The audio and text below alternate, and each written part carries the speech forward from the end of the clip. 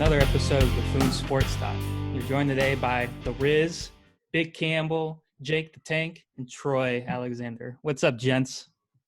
What up, man? I'm offended. I'm liking these nicknames here. You didn't like the nickname literally like 5 minutes ago. Me? Yeah. Well, that's because the nickname said something different. But Alex put a respectful nickname on the title of the Zoom, so it's a different scenario right now. So here we are. You should be happy. I didn't even get a nickname. No, you got a nickname, and it's the Lagger. If anyone just heard the audio there, they'll understand why. Troy doesn't have the best internet, if you will, right now. He's got CenturyLink. It's not his fault. So it's his only that a negative ad. It's his only option on the sportscast. Right? Yeah, it's the only option in his area. So consider that a negative ad towards CenturyLink by the Buffoons. Real quick, let's jump right into it because I know Alex doesn't have a lot of time, so let's just quickly jump into it. There is a whirlwind of things that literally just happened less than 24 hours ago. Let's get started with the two breaking news that happened within like an hour of each other, right? So out of nowhere, all of a sudden, notification comes up. Gronk is wanting to return to the NFL. That was the first one. And then literally 10 minutes later, there was another news that came out that was saying he only wants to play with Tom Brady.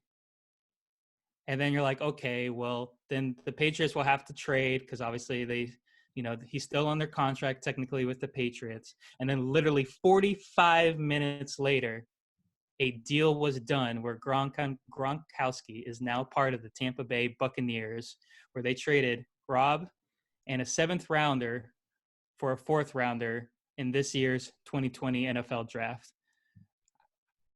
I know our phones were blown up because we were all just texting about it. We're all losing our mind about it. Some of us thought it was funny. Some of us, or majority of you guys, were pissed about it.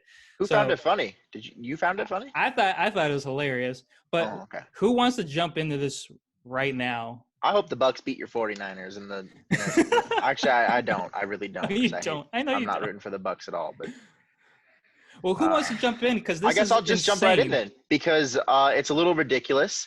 I hate it. I absolutely hate it. I think it was a setup from the freaking get-go. And that offense is going to be disgusting with O.J. Howard, Rob Gronkowski, that 2 tight end set with Godwin and Mike Evans. I mean, he's going to have 2 massive, 3 if you count O.J. Howard, but massive targets in Gronk and Evans in the red zone. And they're going to trade for Leonard Fournette too. Yeah, I'm hearing the rumors that they are trying to get Fournette. Serious? But I really think over Fournette, they really need a pass-catching running back. Brady's really kind of always liked and needed that pass catcher. Because right now their running backs is what? Is it still Peyton Barber and Ronald Jones? Yeah. Yeah. And they have a rookie with a tough name to pronounce that they got last year as well, late in the draft. That was pretty good. Yeah. Yeah. But I do think they go after some type of pass catcher, to be honest. But either way, that's going to be a nasty offense. Okay. I want to say something real quick, though. Like Jake said in the chat, Brady, if he wins his 7th ring, will be the sport GOAT. I highly disagree with that because, okay, he has 7 championships if he does. Big freaking whoop. I still think Michael Jordan's the sports GOAT because of what Jordan did for the game. I can name multiple quarterbacks that are just talent-wise better than Tom Brady. Yes, congratulations, Brady. Your accolades are probably higher than every other quarterback ever. Congrats. As far as skill, I'm not going to give that title to Tom Brady. I'm going to give that title to Peyton Manning. I would give that title to Dan Marino, and I could name a few more quarterbacks. But I just wanted to get that rant out of the way real quick because, in my opinion, even if Brady gets 7 rings, he is not the sports GOAT. I disagree with you, and I'll be honest with you. I don't even think Michael Jordan is the sports GOAT. That's a topic for a different time, but I think it's Tiger Woods or Michael Phelps. So. Ooh, It's a good topic for sure because I Yeah. was even mentioning to Jake about Yogi Berra the other day. I mean, I know people say Babe Ruth, the baseball goat, but dude, if you look at accolades, I mean, But that's because baseball fans aren't stupid and they don't take accolades into account for being the greatest of all time. It might be a piece of it if you were clutch in the postseason, of course, but you look at, I mean, that's a whole other topic for another day, but yeah, but baseball Hey, fans are smarter. real quick, if any of our listeners want to see that topic, please comment below on the channel. If you actually want to see that, please do, because we would love to discuss that. Because I think that'd be a that'd very be fun. topic. That'd be really fun. it's a But good, anyways, back it's- to it. it's a good topic too because then you get swimming, golf, and everything. But yeah, I agree. Were you still going on that topic, Troy? No, I'm waiting for your moody ass to jump in and comment. Well, it's only about to get moodier because we're talking about Rob Gronkowski signing with the Tampa Bay Bucs. So nothing here is going to be happier. It was a rough day. I don't know who I hate more anymore. I'm really struggling here. Do I hate Bill Belichick more than the Patriots? Do I hate Tom Brady and Gronk more? Because now it's a dual package. I'm just wondering. Okay, that's a different topic. But why can't he go back to the Patriots? Why couldn't he go somewhere else? Why does he have to play with Tom Brady? So apparently last year, and correct me if I'm wrong, if anyone actually knows about this, but they tried to trade him last year to the Lions. And he said, absolutely not. I'm not going to play for any quarterback but Tom Brady. And I don't know if that was a reason for his retirement or not, but I know his body was also pretty beat up. But I think he just only wants to play with Brady and Brady only. It's what it was funny what Alex said in the chat. He's like, who does Gronk think he is? Is he LeBron? I was like, hey, as big of a LeBron fan as I am, like, it was a funny comment. I mean, look, LeBron's not going to other teams and being like, hey, this guy needs to come with me. This guy needs to come with me. Like, does he say, hey, I need a team to get better? Probably. But, like, he's not getting his past teammates to come with him that are, like, superstars. Come on. Yeah. He tried. I mean, he's tried, but. Who? But anyways, I mean, it doesn't matter. He finds a new superstar that's in their prime at that point, but that's a whole other conversation. But he just keeps looking for new superstars in their prime. But I just think that at the end of the day, Gronk really only has that to play for, right? Because he won multiple Super Bowl rings. I don't think he plans on trying to play long enough to set like the all-time records for touchdowns and yards and stuff like that amongst tight ends.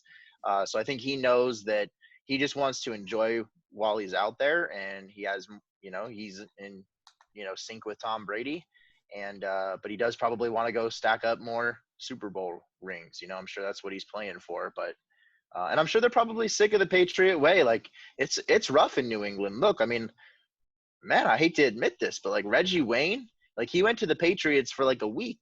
And then after like a week in training camp, he decided that he was no longer going to stick around on the team because, he was too hard on his body at that point. They were just in training camp. So that might be another factor in all this too, is you look at Brady's age, you look at Gronk's body, they may just not want to put up with the same type of regimen.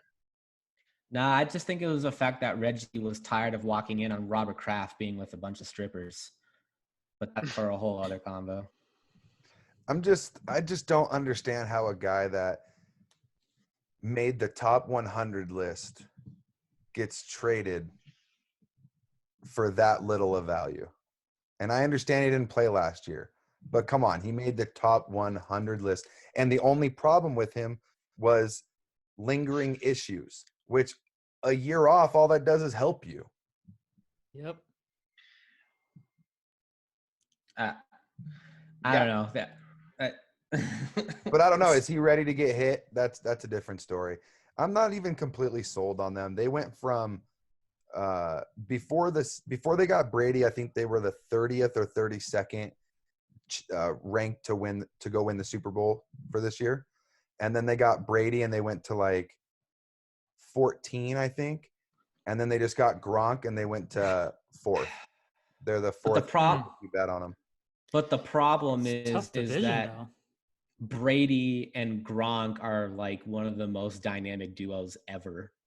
And I understand that like Gronk has had injuries, a lot of injuries, but like I'm just not looking forward to it. Yeah, well, I mean, I think ultimately the good news is they're in a really tough division. I mean, they've still got to get past Atlanta. They've still got to get past the Saints. And Carolina's no pushover either. I mean, they got Teddy Bridgewater, they got Christian McCaffrey. I mean, they've still got a solid team around them. A little new look now that they don't have Ron Rivera, but that's still a great division right there. So I honestly wouldn't completely write that ticket in as a Bucs win the division either. I easily could see the Saints still winning that. And honestly, don't count out the Falcons. They've been slowly putting together pieces to help improve that team over the last 2 years to kind of give it another run. They have. So, and go ahead, Troy. No, I'm sorry. No, I just like the fact that we're able to see Breeze versus Brady twice and Brady versus Matt Ryan twice too in a season. So I think that would be fun to watch though. It is going to be fun to watch for sure. Way more than him being on the Patriots. I would be way more mad if Gronk came back and Tom Brady went back to the Patriots, but Jake probably wouldn't because he doesn't want to see him win with another team. Right. Well, look, and especially because this erases all the talking points. Because if you think about it, the talking points on Brady, like the only negatives that you could really ever find was that, okay, well, he was a system quarterback under Bill Belichick because other quarterbacks had success when they stepped in, and that he played in an easy division for his entire career, right? But now that he moves over to a tough division, moves over to a different team, I think that's what he's trying to prove is that he can get it done elsewhere. That's the thing, Jake. That's what I was going to point on. I was going to say, like, he's been in an easy-ass division for how many years? And now he's actually in a tough division. And then I want to see what it's like. I want to see if it's been Belichick or if it's been Brady for this success, or it could very damn well be that it was just two GOATs playing together.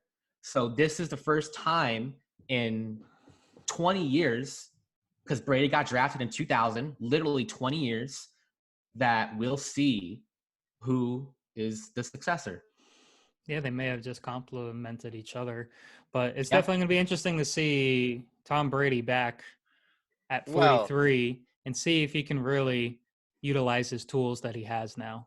Well, I think at 43 years of age, like you just said, Phil, and him finally having to play in a division that's not so easy, it's going to be interesting to see if him and Gronk can go the whole season without getting injured. Yeah. And I don't mean to throw this out there real quick, but then there's also rumors that Buccaneers are actually shopping O.J. Howard. Well, you've got to imagine, Phil, like what Jacob pointed to earlier, like Tom Brady's always been super successful with a pass-catching running back. You got to wonder if they're in the market for that, because part of the reason their system works so well is because of that pass-catching running back and the dual running back system. So you got to wonder if they're looking for those type of players. And they probably are, yeah. They've always also liked the 2 tight end set, though. So I could easily, if they're going to trade O.J. Howard, I think it's for a player. I wouldn't trade for a pick. I would try to go, if you're the Bucs, you go all in.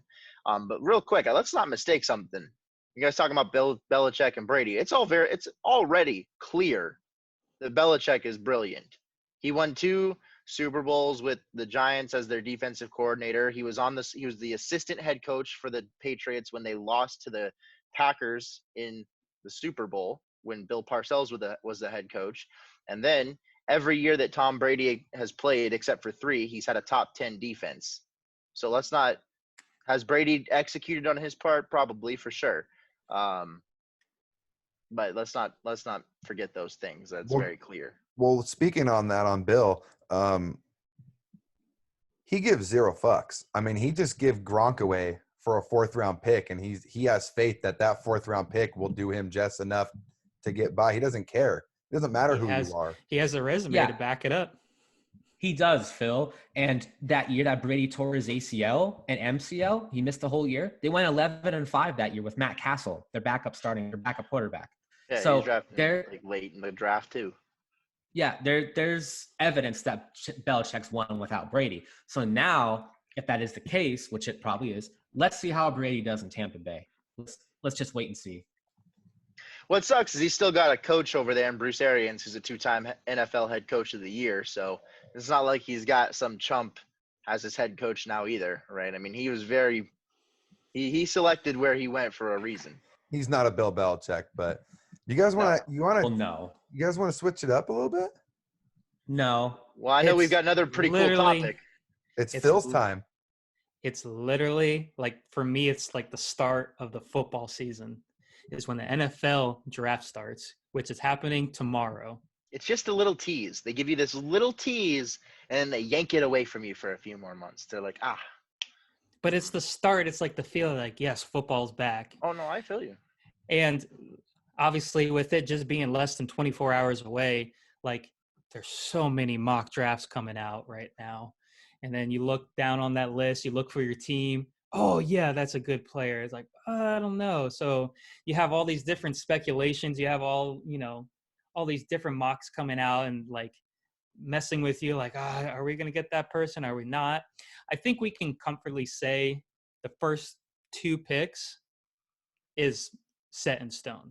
Would you say? Well, the Redskins said today that they're taking offers for that number 2 pick. I don't think they're going to do it. I think they take Chase Young, Phil, but I don't know. Because I think we can agree it's like Burrow 1, Chase Young, as long as they don't trade that pick. Yeah. But then after that, it gets interesting.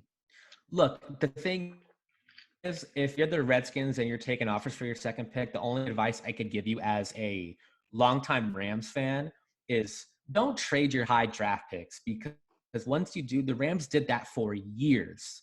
They traded their high draft picks for more picks in the future and in the draft, and it screwed themselves over. So if I were the Skins, I would not do that. Secondly, I'm waiting for – did you guys hear about those they did a test mock draft, and they already had a technological glitch in the first pick. I'm waiting for the draft to be nationally televised tomorrow, and for the first mess up technology to be with the New England Patriots, and then for everyone to say, somehow Patriots going to rig the draft now. Patriots going to rig the draft now. I'm just waiting for something like that to happen. Hey, I believe it. Fortunately, you don't have to worry about the NFL draft, any glitches messing with your team, because your team traded all their picks away. I knew you were going to say something like that, you bastard. Hey, so a lot of the things that I've been reading is like Miami's pick. It's either Herbert or it's Tua. Honestly, if I was Miami... I hear the Chargers are looking at Herbert.